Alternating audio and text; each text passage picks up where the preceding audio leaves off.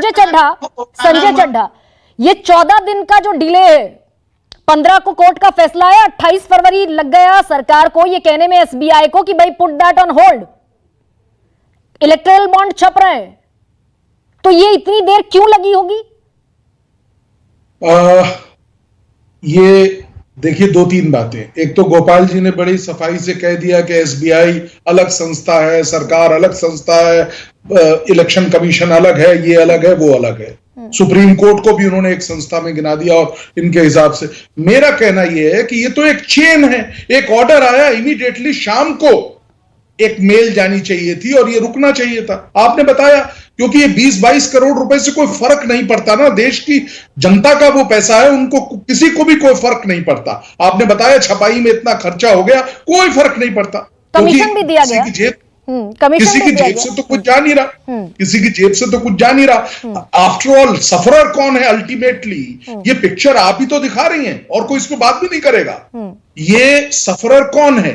जनमानस है सफरर, कोई और सफरर नहीं है। नहीं, ये कोई टेक्निकल पेच भी है क्या संजय चड्ढा?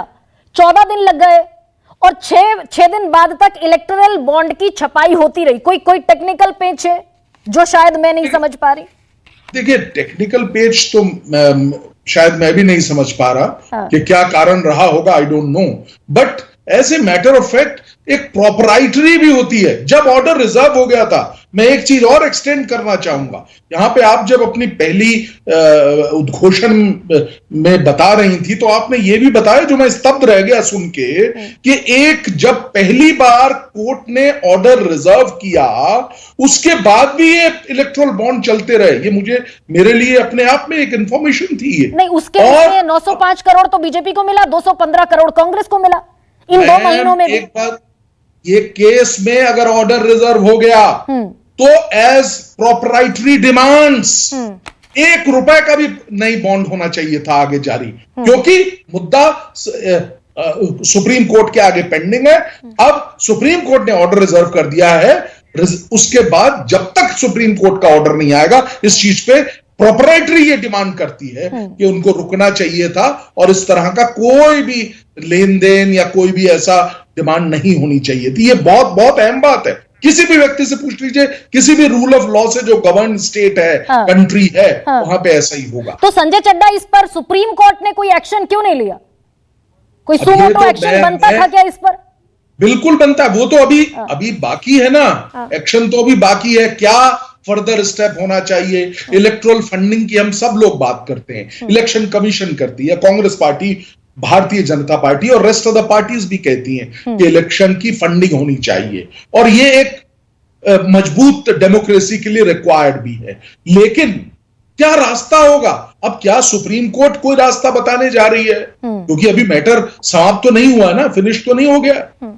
नंबर 1 बात। नंबर 2 बात, इन सबका क्या होगा? इस मैचिंग करने से क्या मिलेगा एंड रिजल्ट?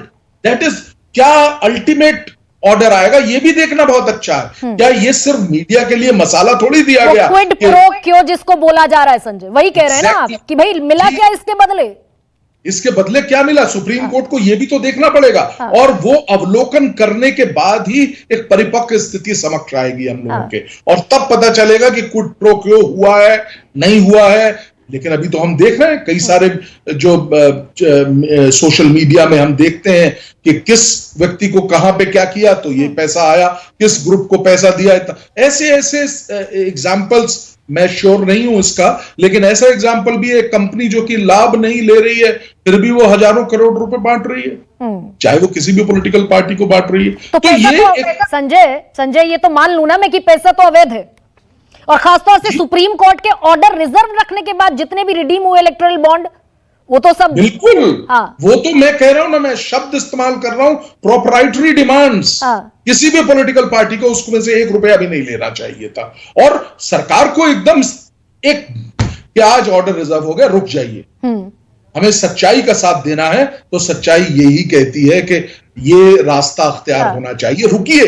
अब देखते हैं क्या सुप्रीम कोर्ट कहेगी, क्या राइट टू इंफॉर्मेशन अहम है कि नहीं है, क्या लोगों को यह जानने का हक अख्तियार है कि नहीं है कि किसने कितना पैसा दिया, क्या पैसा देने के ऊपर जो ये बातें निकल रही हैं, जैसे आपने बताया चंदे का धंधा, क्या ये बात सही है कि नहीं? ये हर व्यक्ति को, मेरा अधिकार है, आपका अधिकार है, तमाम नेताओं का जो यहाँ बैठे हैं उनका अधिकार है, विजय जी का अधिकार है, हम सबका अधिकार है जानना। अभिषेक झा, ट्रांसपेरेंट अभिषेक झा,